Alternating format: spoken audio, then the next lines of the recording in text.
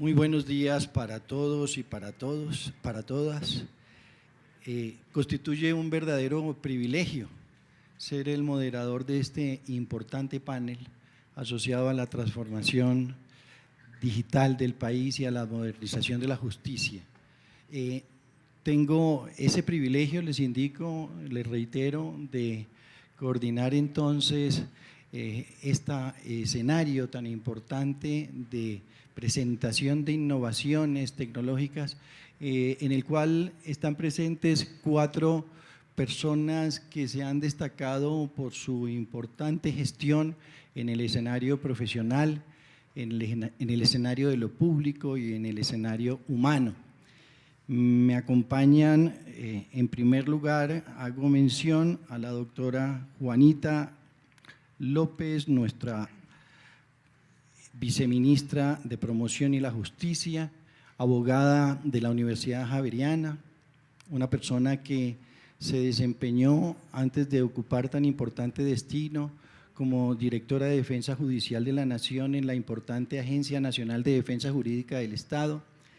En segundo lugar, traigo a colación el nombre de la doctora Diana Remolina Botía, quien también antes de llegar al cargo que hoy desempeña, que es el de magistrada del Consejo Superior de la Judicatura, se desempeñó como directora de ordenamiento jurídico y de desarrollo en la misma materia del mismo ministerio. También hace parte del panel el doctor Víctor Manuel Muñoz Rodríguez, consejero hoy presidencial para Asuntos Económicos y de las Tecnologías de la Información. Nuestro doctor Víctor Manuel es ingeniero, una persona que tiene amplísima experiencia en el sector público y en el sector privado y ha sido también un gestor importante en estas materias de las tecnologías. En cuarto lugar, quiero hacer alusión al doctor Fabián Hernández, hoy presidente de la Junta Directiva de la Corporación Excelencia en la Justicia, abogado también javeriano, hoy hay un buen número de abogados javerianos en el panel, e igualmente una persona que se ha caracterizado por su apoyo a la justicia y a la rama judicial. Ese es el punto de convergencia precisamente de los 4 panelistas, personas que desde hace mucho tiempo han venido apoyando a la rama judicial y han tenido el sueño de materializar ese sueño colectivo de implementar el expediente electrónico en nuestro país. Importa destacar acá lo siguiente: desde la Ley Estatutaria de Administración de Justicia, desde el año 1996, se señala en el ordenamiento jurídico colombiano cómo era necesario entrar en un escenario en donde la justicia fuese mucho más operativa, donde la justicia fuera mucho más eficaz y eficiente. Y desde esa línea, entonces, a través de las tecnologías de la información, ese sueño se podría llevar a cabo. Nótese también cómo el Código de Procedimiento Administrativo de lo Contencioso Administrativo, que empieza a regir, valga la pena resaltarlo, el 2 de julio del año 2012, señalaba entonces también que en 5 años ese propósito se tenía que estructurar y poner en funcionamiento. Hoy, ¿cuál es el panorama? Tal como lo anotaba el presidente del Consejo Superior de la Judicatura, hay algunos avances en el escenario de tierras. Hoy entonces podríamos decir que hay algunos desarrollos, pero evidentemente ese sueño, ese propósito colectivo hoy todavía no se concreta. La idea que tenemos en este panel es ilustrar a toda la colectividad sobre algunos puntos que nos parecen bien importantes y bien significativos en ese propósito. Se han logrado algunos avances en esa materia y desde esa dinámica quiero que los panelistas entonces nos den a conocer qué se ha logrado en ese escenario. La primera pregunta que voy a formularles es una pregunta colectiva, está asociada a preguntar en primer término a la doctora Juanita, voy a comenzar con ella. Quiero saber, doctora Juanita, ¿cómo cree usted que las tecnologías de la información pueden contribuir a que la administración de justicia sea mucho más eficaz y eficiente y se mejore la percepción que de ella existe en la colectividad? Y ello en atención a que nos encontramos en un panorama de insatisfacción creciente frente a la misma. El presidente de la Corte Constitucional recientemente traía a colación cómo la lectura que hace la ciudadanía sobre la administración de justicia hoy resulta negativa. En un 82%, la visión que se tiene es que no es eficiente la misma. Doctora Juanita, ¿cómo responder a esa pregunta?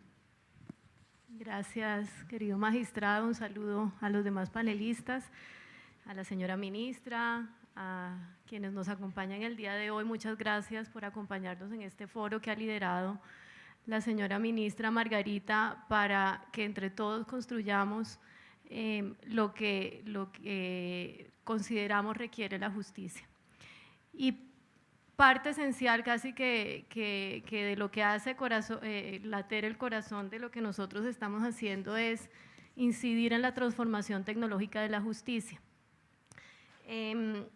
Al lado de esa cifra tan desoladora que nos acaba de plantear el señor magistrado, en la encuesta de necesidades jurídicas del año 2016, este año tendremos esa encuesta, realizaremos nuevamente esa encuesta, pero no creo que se aleje mucho de lo que ya arrojaba esa encuesta en el año 2016, y es que solamente un 80% o algo muy parecido, un 80% de las personas encuestadas lograron satisfacer su necesidad de justicia. Y eso pasa, por supuesto, porque es muy difícil acceder a la justicia. Y es difícil porque, digamos que da un poco de susto a veces incluso llegar a un despacho judicial, cómo funciona, no tener además una respuesta rápida cuando ya se ha decidido acudir a la justicia para resolver el conflicto. Es muy demorado llegar a la respuesta y entonces ese desconocimiento, por supuesto, desincentiva acudir a la justicia para resolver los conflictos. Por eso nosotros, desde el Gobierno Nacional, y además lo planteaba el señor presidente Duque, incluso desde la campaña presidencial, y es la necesidad de esa transformación tecnológica.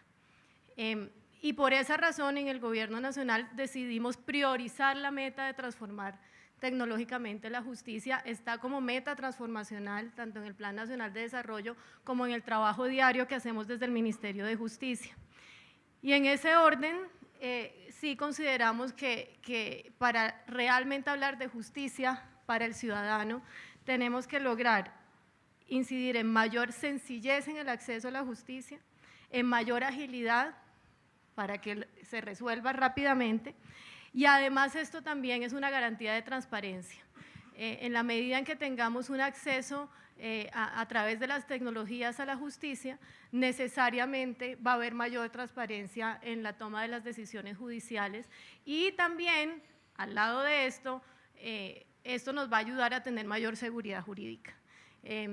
La inteligencia artificial y una cantidad de herramientas nos posibilitan cada vez más tener unos precedentes judiciales que no se queden en los anaqueles de las relatorías de las Cortes, sino que realmente sean de acceso público para los demás jueces de la República, pero también para el ciudadano del común. Y un cuarto punto, doctor Cerrato, ya en las siguientes preguntas podré contarles un poquito más de lo que estamos haciendo, pero el cuarto punto sería que esto dignificará mucho más el trabajo de los jueces de la República. La medida en que los jueces no tengan que estar rodeados de papeles a su alrededor, que eso por supuesto hace que se demore mucho más en tomar sus decisiones judiciales, sino que puedan contar con herramientas tecnológicas que les permitan hacerlo con mucha más rapidez y seguridad. Gracias, doctora Juanita. Doctora Diana Remolina, la misma pregunta. Buenos días a todos, ministra, muchas gracias por este evento y por la invitación y dejarnos compartir con todos ustedes estas reflexiones y el trabajo que hemos estado adelantando. Viceministra, compañeros, muchas gracias. Yo creo que la transformación digital del sistema judicial va a mostrarle al ciudadano una nueva cara de la forma como se pueden resolver los conflictos, porque la transformación digital, más allá de una herramienta tecnológica que vamos a poner a disposición de los jueces, de los empleados, de los ciudadanos en general, va a traer consigo unos cambios importantes en la forma como trabajamos, en la forma como se van a resolver los conflictos, en la forma como tendremos que abordar este trabajo tan difícil y tan importante de administrar justicia. En el caso de la rama judicial, pues por supuesto va a haber muchísimos beneficios muy concretos, por ejemplo, en términos de acceso a la justicia, porque pese a que el ciudadano va a dejar de ir a los despachos judiciales, yo diría que el acceso se va a incrementar significativamente, porque vamos a tener la posibilidad de que los abogados, las partes, cuenten con herramientas eficientes, con la información sobre sus procesos, que puedan interactuar con los despachos, que puedan estar al tanto de sus procedimientos y que de esa manera puedan interactuar mejor con la rama judicial. Eso, por supuesto, se va a traducir en transparencia de la administración de justicia, en inmediatez de las soluciones judiciales, porque tendrán datos confiables y veraces acerca de cómo está solucionándose su proceso ante las autoridades judiciales.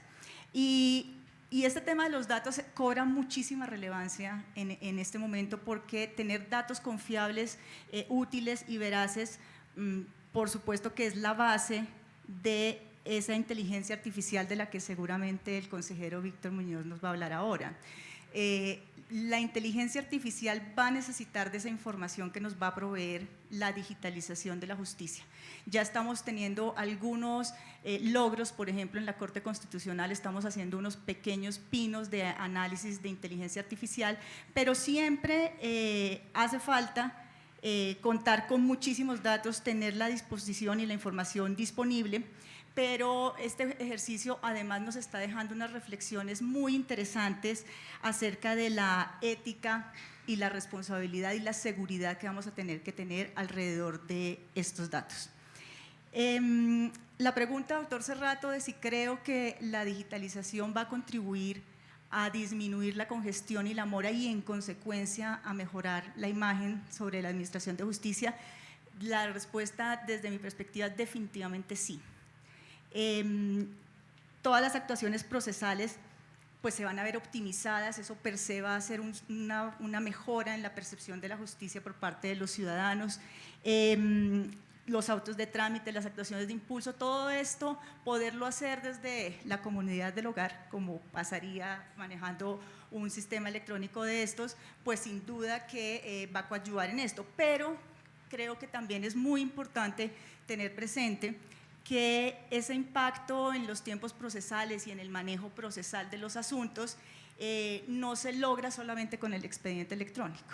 Necesitamos cambiar la forma como pensamos que las cosas se deben hacer, como se han venido haciendo, y generar unos cambios en la forma de acercarse a los despachos, de acercarse al proceso, y esos son unos cambios que debemos manejar no solamente los jueces, no solamente desde la rama judicial, sino las facultades de derecho, los abogados tienen que participar de este cambio de mentalidad. No quisiéramos nosotros entregar un fantástico expediente digital, pero que el abogado en la ventanilla nos exija la copia sellada. Entonces, ese cambio de mentalidad pues, va a ser fundamental para este proceso. Y finalmente, creo que hay un asunto que incide de manera y que va a incidir de manera directa en este tema de la digitalización, y es la forma como están regulados los procesos judiciales. Y ahora que vamos a abordar los temas de reforma, creo que es muy importante llevar de la mano los procesos de modernización tecnológica y de digitalización de la justicia junto con las reformas normativas y regulatorias que hagan que esa digitalización se haga una realidad. Muchas gracias, doctora Diana.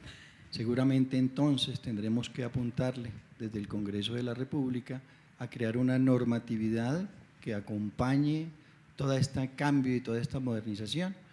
España lo tiene muy desarrollado en una legislación que creo que se requiere. Consejero Víctor Muñoz, cuéntenos cuál es su respuesta frente al interrogante genérico planteado. Magistrado, muchas gracias por la pregunta, ministra, por la invitación y un saludo a todos. Yo creo que el abordaje que se está haciendo es muy importante y muy interesante desde varias perspectivas. Yo arrancaría primero con esas reflexiones. Lo primero es que la transformación digital en sí mismo no es un fin, y eso es importante que siempre lo tengamos claro.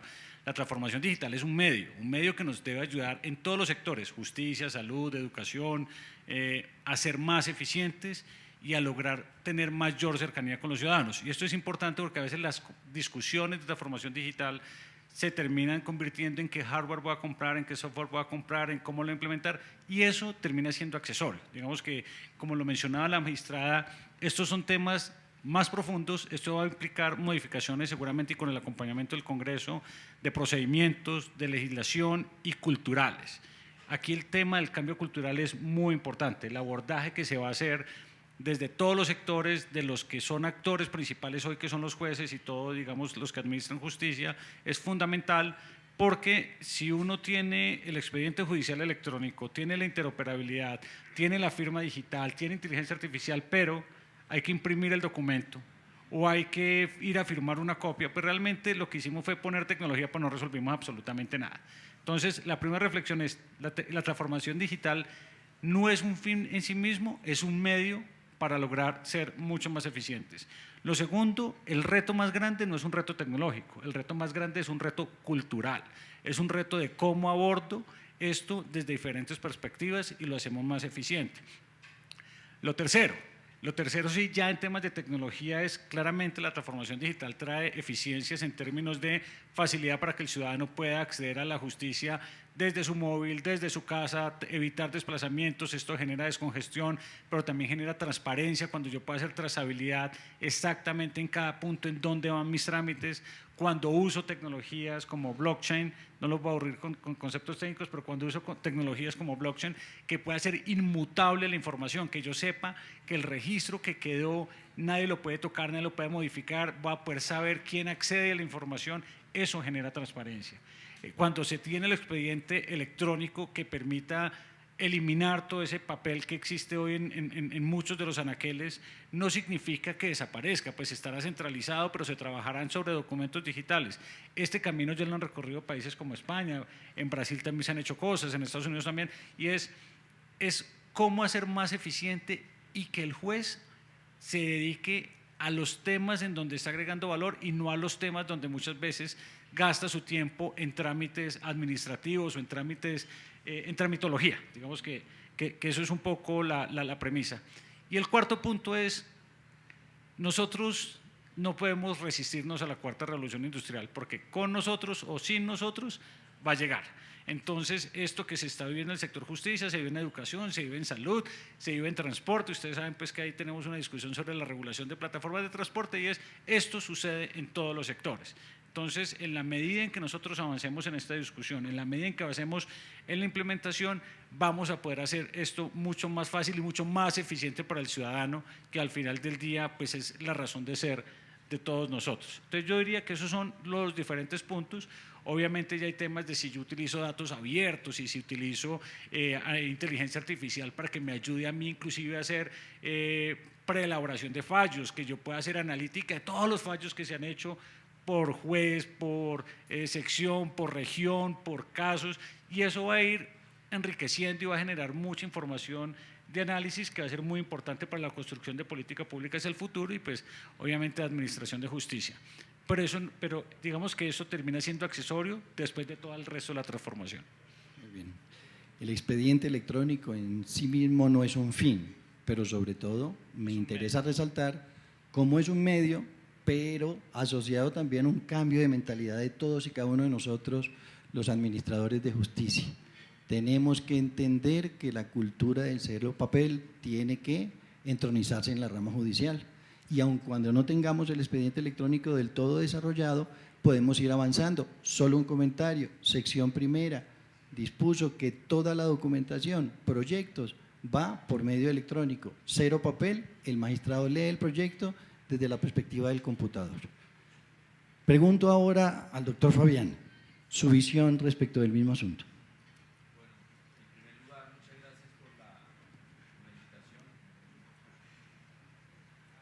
Muchas gracias por la invitación a la señora ministra por por este espacio, a mis compañeros de panel.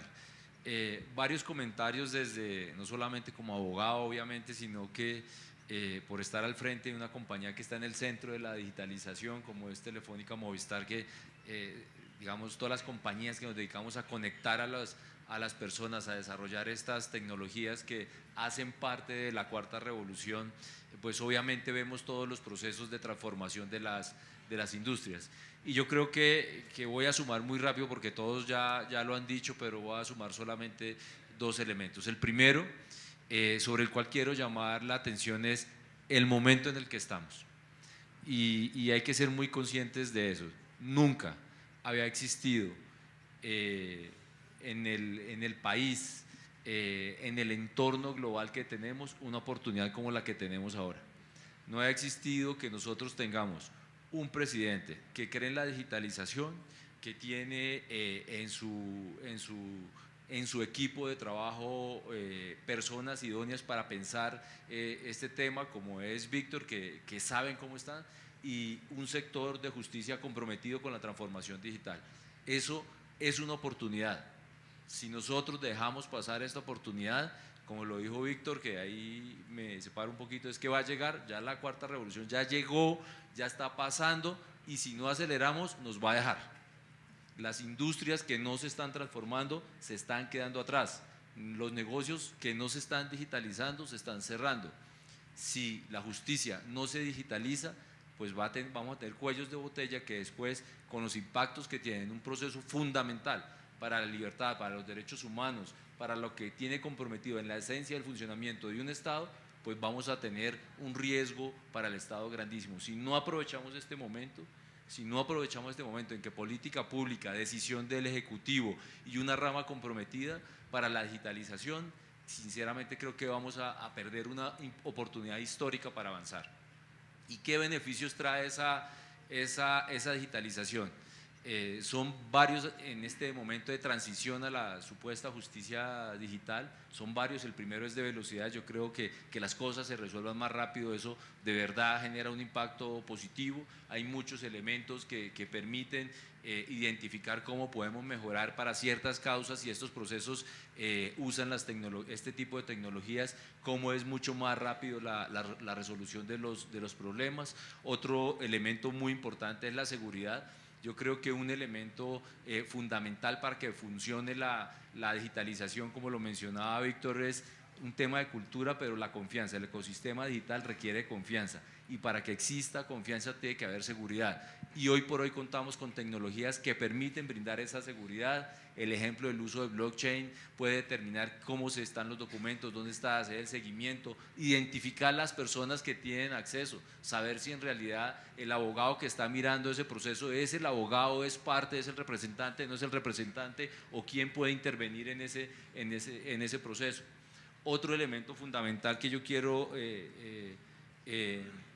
resaltar es el mejor uso de los recursos. Somos un país, como todos los países de la región, que tiene una oportunidad grandísima de crecimiento, gozamos de buena salud en expectativas, pero tenemos que usar los recursos que tenemos de mejor forma. Y usar los recursos de mejor forma al aprovechar la digitalización en la justicia. Eso nos permite que los recursos que ahorremos vía digitalización se pueden destinar a otras necesidades de la misma justicia. Ejemplo de eso son cuando se usan medios colaborativos para realizar audiencias. El caso más sonado, el que siempre muestran todos los libros, documentos, es el caso de Michigan. Michigan hacían más o menos 11.000 audiencias al año. Hoy por hoy está pasando a ser, de cada 4 audiencias que se hace, una se hace por videoconferencia. Los ahorros estimados de eso son cerca de $2 millones. Son recursos que podemos usar para otro tipo de necesidades de la rama. Otro elemento es el mejoramiento de datos. El mejoramiento de datos ya la mencionaba la doctora Diana, en tener datos que permitan decidir de manera más pronta. No necesariamente creo que nosotros debemos separarnos de ese gran miedo de la digitalización si va a reemplazar a los jueces. Los jueces van a tener que seguir existiendo, son fundamentales. Ya se decía, hay un tema de ética que también aplica al sector digital. El sector digital tiene que tener elementos de ética y tiene que tener elementos de oficio, y el oficio del juez no se va a acabar porque se digitalice el proceso, no se va a acabar. Es importante yo creo que dejar a un lado esos elementos, porque quien valida cómo se utiliza la herramienta es el operador de la herramienta, y los operadores de la herramienta somos todos los que vamos a estar usuarios de la rama de este tipo de herramientas, los jueces, los abogados, las partes, y somos los que tenemos que darle pie a ese aspecto. Otro tema que ya mencionaba el doctor Cerrato es el del medio ambiente, que está más que digamos, evidenciado por el uso de esta digitalización. Y el último, sobre el cual quería hacer referencia, es a temas de prevención. Cuando uno usa Big Data, cuando usa otro tipo de herramientas de orden digital, puede generar una analítica que le permite prevenir situaciones de crimen, situaciones que uno puede ver con similitudes de otros procesos, que le permite generar información a la Administración de Justicia para adoptar políticas públicas. El impacto de lo que se haga ahí es grandísimo en uso de recursos. Y un tema que nosotros tenemos que ser conscientes es que si vamos a digitalizar o no vamos a digitalizar. Esto ya está pasando hoy. Ya está pasando, la Fiscalía usa Watson, que le permite ver ciertos elementos, la Contraloría tiene el proyecto Océano, que es un proyecto realmente robusto desde el punto de vista de analítica. Nuestros jueces, lo que vemos nosotros en la Corporación de Excelencia de la Justicia, también se están haciendo su vida desde su visión digital.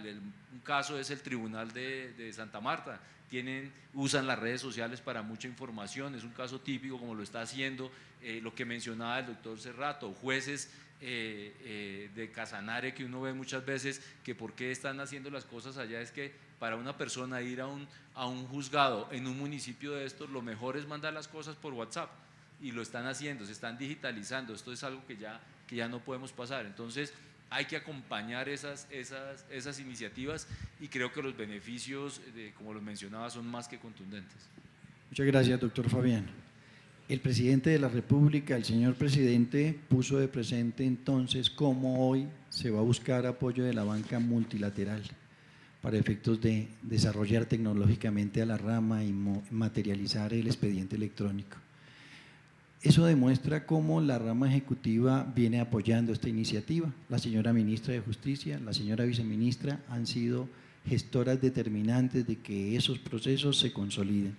Pero, doctora Juanita, ¿en qué otros escenarios la rama ejecutiva ha venido apoyando a la rama judicial en este propósito, y cuáles entonces serían los temas a mostrar en este contexto? Gracias, doctor Cerrato. Bueno, ya mencionaba que se trata de una meta transformacional. Tenemos en el Plan Nacional de Desarrollo, pero ojo, no con el objeto de usurpar las funciones de la rama judicial o del Consejo Superior de la Judicatura, desconocer los avances que la rama ha obtenido en materia de digitalización, sino con el objeto de servir de articuladores en la medida en que somos cabeza de sector justicia en las políticas públicas que se requieren para lograr acercar la justicia al ciudadano. Esta meta transformacional tiene que ser un trabajo conjunto. Y entonces el rol del Ministerio de Justicia, del Gobierno Nacional, es ser un eje articulador entre la rama ejecutiva y la rama judicial. Por eso celebramos tanto que la rama haya decidido trabajar con nosotros. Firmamos un memorando de entendimiento que lo que busca es pues, hacer unos pilotos que son muy importantes, pero sobre todo es tener un escenario permanente de gobernanza alrededor de este gran proyecto de transformación tecnológica de la justicia.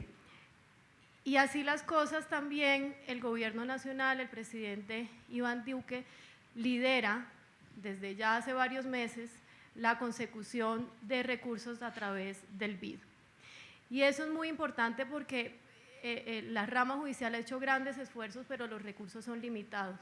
Y necesitamos del apoyo, no solamente por un tema de tener más dinero en las arcas del Estado para esto, sino sobre todo porque la experiencia de esta banca multilateral del BID en materia de transformación del Estado es muy importante.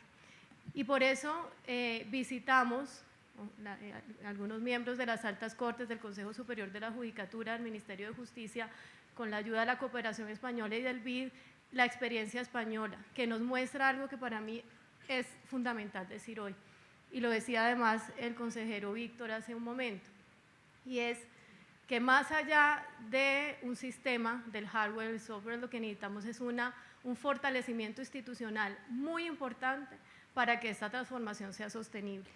Es decir, no necesitamos simplemente un sistema, por supuesto eso pasa por ahí, pero necesitamos sobre todo una transformación en el órgano que nos administra justicia y hace el gobierno y la administración de la justicia.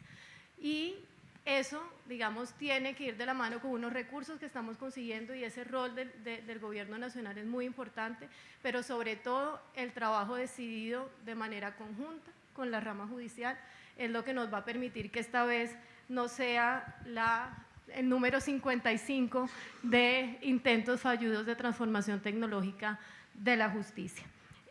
Y yo plantearía algo adicional, además de la articulación, que eso tiene que ser un trabajo articulado, que tiene que ser un trabajo que busque no solamente tecnología, sino además un fortalecimiento institucional. También necesitamos gestión del cambio, ya lo decían los demás panelistas, para que pues logremos esa transformación no de manera inmediata, sino sobre todo a largo plazo. Y sí, necesitamos hacer algunos cambios normativos. Yo creo que ya el Código Contencioso y de Procedimiento Administrativo tiene algunos avances, incluso la Ley Estatutaria de Administración de Justicia da algunas puntadas importantes, pero también viene en camino un proyecto que hará algunos ajustes a esa ley y que hará mucho más profunda ese rol de transformación tecnológica de la justicia.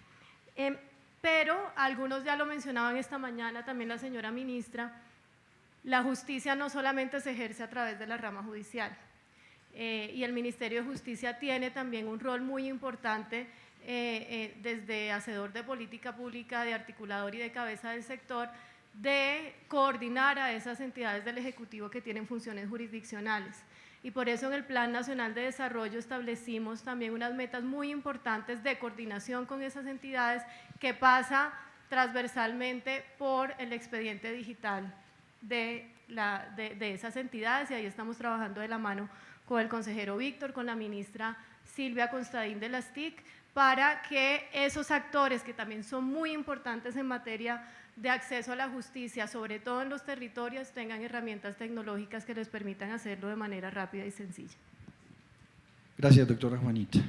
Según lo indica el Plan Estratégico de Modernización Tecnológica que expidió la Sala Administrativa del Consejo Superior de la Judicatura, uno entiende que para llegar al propósito de la modernización en esta materia y concretamente del expediente electrónico, hay que pasar primero por la digitalización, hay que pasar por el tema de la interoperabilidad entre las entidades de la rama ejecutiva y de la rama judicial, hay que pasar por la gestión del cambio, entronizar que este es otro mundo distinto a aquel en el cual nos formamos buena parte de nosotros, pero sobre todo hay que entender que hay un cambio absoluto en la lectura que se tiene de cómo se ve el panorama. ¿Es ese el esquema estratégico que hay que tener en cuenta? ¿Es eso lo que hay que implementar como hoja de ruta a seguir, doctora Diana Remolina? Bueno, pues desde que yo llegué al Consejo Superior de la Judicatura como magistrada, este tema se volvió como una de las metas principales, como una de las obsesiones mías para tratar de apoyar el mejoramiento de la administración de justicia. Y yo no he encontrado la varita mágica. La varita mágica no existe. Lo que sí hemos tratado de hacer es de identificar las variables que no pueden quedarse por fuera de un proceso de digitalización de la justicia. Y en el marco y en el entendimiento de que precisamente esta digitalización de la justicia no se reduce al expediente electrónico, yo diría que hay 5 elementos que no podríamos dejar nunca por fuera de una estrategia de estas. 1, entender el contexto y la realidad de la rama judicial. 2, un adecuado y claro sistema de gobernanza, como ya se había dicho acá. 3, una estrategia exitosa de cambio cultural. Por supuesto, unas herramientas tecnológicas que funcionen, adecuadas, fáciles de utilizar. Y 5, un plan de implementación realista de todo esto que estamos diciendo. Y lo primero, y la primera de estas premisas me parece que es quizás la base de todo, y es entender qué es la rama judicial. Y cómo es que esta rama judicial, que es el sector que vamos a intervenir, funciona. Porque la rama judicial es un poder del Estado grande, con unas condiciones que no tienen seguramente otras entidades públicas que también administran justicia, como las superintendencias. A nosotros nos comparan mucho siempre y nos dicen, pero ¿cómo es posible que esta superintendencia ya tenga el expediente y ustedes no? ¿Cómo es posible que si haya digitalización en esta entidad y en esta no? Pero tampoco con el sector privado, porque para darles como un contexto general, la rama judicial tiene más de 31.000 servidores judiciales, más de 6.000 despachos judiciales. En cada ciudad, en cada municipio del país hay un despacho judicial. Tenemos modelos organizativos muy complejos y variados. Tenemos los despachos judiciales, las secretarías de los tribunales, los centros de servicios, las oficinas de justicia, tenemos oficinas de apoyo. Además de eso, la rama judicial tiene distintos procedimientos, entonces tiene que trabajar asuntos civiles, asuntos penales, asuntos laborales, y eso todo se maneja de una manera diferente, con la no despreciable suma de 2,5 millones de procesos que ingresan anualmente a la rama judicial, de manera que es una carga realmente significativa. Pero además de eso, como lo mencionaba el doctor Fabián ahora, además de que tenemos un sistema de información que es el sistema siglo XXI, por supuesto que tenemos muchísimas iniciativas tecnológicas dispersas, impulsadas unas por la cooperación, otras por las cortes, otras por los jueces, otras por el propio Consejo Superior de la Judicatura, y eso es un sistema que es necesario articularlo pese a las dificultades que pueda tener. Es importante que cualquier actor que quiera contribuir a esta estrategia de modernización entienda esa dinámica. De otra manera, pues el ensayo y error, que aquí me han enseñado que el ensayo y error en el tema tecnológico no es necesariamente un fracaso. Que nos vaya mal en un piloto no quiere decir que nos fue mal, estamos aprendiendo de ahí. Pero lo que sí es importante es que subdimensionar la rama judicial y subdimensionar ese contexto nos puede generar expectativas que no lleguemos a materializar. Creo que esa es la primera condición de la estrategia. La segunda es, por supuesto, lo que les decía, una clara gobernanza de las decisiones que vamos a tomar alrededor de estos temas. Y para ello yo diría que hay 2 variables. La primera es en primer lugar, el fortalecimiento del Consejo Superior de la Judicatura. Lo he dicho en muchos escenarios y no es posible que a la rama judicial se le pidan todas estas ejecutorias con una estructura y un diseño del órgano administrador de este tipo de políticas que no está preparado para enfrentar estos retos. No tenemos esas capacidades porque nosotros trabajamos con una estructura y un diseño pensado para los años 90. Y el mundo ha evolucionado, las políticas han evolucionado, de manera que no me refiero solamente a planta de personal, que sí se necesita. Necesitamos más jueces, necesitamos más ingenieros, necesitamos ingenieros industriales, necesitamos muchos perfiles con los que la rama judicial no cuenta, necesitamos personas que muevan la gestión del cambio, necesitamos comunicación estratégica, servicios de atención al usuario, y esos perfiles no existen en la rama judicial hoy en día.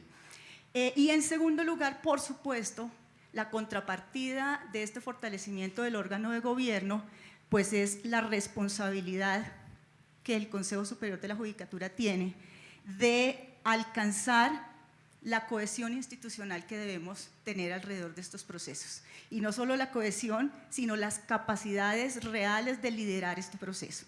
porque tenemos las competencias y tenemos que ganar la autoridad. La autoridad no la podemos reclamar, no la tenemos que ganar, y ese ejercicio y ese equilibrio entre fortalecer el Consejo y que el Consejo sea reconocido como ese líder de transformación de la justicia es fundamental. En tercer lugar, pues la gestión del cambio. No me voy a detener mucho allí pues porque lo hemos mencionado en todas estas intervenciones, pero diría que no deberíamos caer como en la frustración de la oralidad también. Por ejemplo, cuando se dijo que la oralidad iba a mejorar todos estos procesos y la congestión, y lo que estamos viendo, que está un poco pegado al tema de tecnología, es que hoy en día las audiencias orales, aunque se graben, se mandan a transcribir. Si esto nos pasa con el expediente electrónico, pues vamos a tener la misma frustración, y pues no queremos, por supuesto, que eso pase, de manera que tendremos que actuar con las personas, trabajar con las personas y generar ese cambio cultural. El cuarto punto, que es el de la herramienta tecnológica en sí misma, pues por supuesto que necesitamos servicios de firma electrónica, la notificación electrónica, el reparto, un sistema de información detrás de esto que sea seguro, auténtico, etcétera, para que tengamos esta unidad digital que queremos para la rama judicial. Y por último, creo que el quinto elemento, y no por último el menos, creo que es el más importante, necesitamos aterrizar un plan de implementación realista y viable. Y una de las variables quizás más importantes de ese panorama tenga que ver con la inversión sostenible de este tipo de intervenciones a mediano y a largo plazo. Está comprobado por experiencias internacionales que conocemos a lo largo de todo el mundo, que un proceso de estas características es muy costoso y puede tardar más de 10 años, pero además que en cada momento va evolucionando y va teniendo unos retos adicionales que tenemos que poder atender. Y en ese contexto creo que el esquema tradicional de la inversión anualizada, que es lo que tiene la rama judicial, y de hacer proyectos de inversión anuales, no nos va a permitir consolidar la estrategia. Por eso resalto mucho el apoyo que el gobierno está dando a la rama para contar con unos recursos y un esquema de financiación a largo plazo y de asesoría a este proceso que nos ayude a lograr el cometido. Gracias, doctora Diana. Consejero Víctor, desde su experticia, ¿cómo visualiza usted el futuro de la rama con estas tecnologías de la información aplicadas, y especialmente cómo ve usted el tema de analítica de datos, de inteligencia artificial? Y también quiero preguntarle por el tema de la seguridad de los datos. Bueno, lo primero es la transformación digital, y yo quiero hacer mucho énfasis en eso, no solo en este sector, sino en todos los sectores, tiene un fin, y es mejorar el servicio que estamos prestando. Entonces, cuando uno visualiza el sector de justicia y con, digamos, que lo que se ha hablado del proyecto que se está construyendo de la mano de la banca multilateral y con el modelo de gobernanza que se ha venido ejecutando y los diseños que se están haciendo, pues lo que yo visualizo es que en la medida en que avancemos en una implementación, en un plan no anual, en un plan concreto de corto, mediano y largo plazo, donde se tengan victorias tempranas, pero también se tenga una estructura, una arquitectura para avanzar con resultados de más aliento, lo que vamos a ver es una rama fortalecida, una rama eficiente, una rama entregando resultados que son los que la ciudadanía quiere ver en el día a día. Lo segundo, en el tema de la analítica de datos es fundamental, porque es que la analítica le permite a uno tener información para poder mejorar. Y esto pues lo han dicho muchas veces en la vida, es que lo que no se mide no se puede mejorar, y es la analítica en sí mismo le permite a uno tener información de cómo llegan, de pertinencia, de calidad de fallos, entonces toda esa información se convierte en información que ayuda a construir. Yo me quiero salir un segundo un poquito de la pregunta, porque es que quiero comentar un par de temas de los que menciona la magistrada, y es fundamental que el proyecto que se está construyendo no sea un proyecto anual, sino que sea un proyecto, como lo mencioné, de mediano y largo plazo. Fundamental que se tenga una gobernanza definida desde el primer día. Muy importante, yo sé que a veces las comparaciones salen mal, pero uno la vaca se la come a pedazos. Entonces, uno no puede resolver y no puede pretender resolver en una única sentada, en un único día, todo el sistema de toda la rama. Uno tiene que, obviamente, esto tiene procesos transversales, uno tiene que priorizar los procesos y arrancar por la implementación de los mismos. Los proyectos solo se ejecutan cuando se están ejecutando. Entonces, solo hasta que arranquemos, pues vamos a estar realmente en el proceso de implementación y es muy importante dar ese paso. Pero además, no solo la rama, que está también la Superintendencia de Notaría y Registro, allá también falta un trabajito fuerte de digitalización de todo lo que se está haciendo en las notarías, porque al final del día esto es un ecosistema. Si yo soy un ciudadano, no puedo ir a radicar un proyecto, pero estoy haciéndole trazabilidad digital y el siguiente paso me implica a mí a ir a otra entidad donde resulta que es en papel. Entonces ahí se rompe la armonía. Entonces es muy importante pensar que al final del día todo esto está interconectado, no solo por interoperabilidad, sino porque las diferentes agencias que participan deben estar en la misma línea. Y los invito solo a hacer esta reflexión de qué tanto deben durar los proyectos, y es: si nosotros nos vamos a junio del año 2007, en junio del año 2007 se lanzó el teléfono inteligente que posiblemente más se usa en esta zona del mundo. Ese teléfono inteligente, de esa fecha a hoy, han pasado 12 años, 11 años y algo. El mensaje allí es: si nosotros hacemos proyectos pensando a 15 años, en 15 años va a existir un mundo totalmente diferente al que conocemos hoy. Entonces, ojalá estos proyectos no tengan duraciones superiores a 5 años, así después del 5.º año se tengan iteraciones de mejora. Solo tengamos esa reflexión presente. Es junio del 2007, teléfono inteligente, el Smart, vuelvo a mencionar el iPhone. En ese momento se lanzó el teléfono. ¿Cuánto ha cambiado la vida de todos? Piensen en los temas de comunicaciones, los temas de trabajo en la oficina, los temas de videos, de fotografías, de acceso a servicios públicos. El mundo cambió. Bueno, en 5 años, en 10 años, el mundo que conocemos hoy va a ser totalmente diferente. Esas son mis reflexiones, doctor Serrano. Muy bien. Ese tema de los que usted trataba, asociado a la interoperabilidad, debo decirles que también, aun cuando no se tiene hoy el expediente electrónico, hay que avanzar en ese contexto. Venimos motivando la celebración de acuerdos interadministrativos, en este caso rama judicial, junto con algunas entidades públicas, para efectos de soñar con que la transmisión de datos se haga vía electrónica. ¿Qué tal soñar con un proceso judicial en donde en vez de decretar una prueba, ofíciese a la entidad para que en un término determinado remita la prueba, previo pago de costas por parte del usuario de la Administración de Justicia? En el futuro encontremos que el magistrado decreta la prueba e inmediatamente vía digital, vía electrónica, se remite el dato, el documento y la información. Creo que ahí está el tema de la reducción de tiempos asociado al tema del expediente electrónico en buena medida. También quiero preguntarle a nuestro miembro de la Corporación Excelencia en la Justicia y presidente de Telefónica, ¿cómo se ve desde la Corporación Excelencia en la Justicia, teniendo en cuenta que ustedes han hecho tantos estudios en materia de tecnología, el futuro de la rama judicial en este desarrollo que se sueña y se visualiza? Yo creo que es como lo mencioné, reitero de nuevo, la oportunidad que tenemos ahora es muy importante y la corporación lo ve así. Si no acompañamos esta iniciativa de la digitalización, no por la digitalización, ya lo decía Víctor, la tecnología no es el fin en realidad es que cambie la calidad de la vida de las personas, y esto nos va a cambiar la calidad de la vida de las personas. Simplemente para poder generar mayor sensibilidad sobre la necesidad de adelantar ese tipo de iniciativas es, tal vez en este momento nosotros, por la penetración que están teniendo las tecnologías emergentes y la cantidad de aplicaciones que van a tener, estamos viviendo el momento de transformación digital y de todos los sectores más lento que vamos a vivir.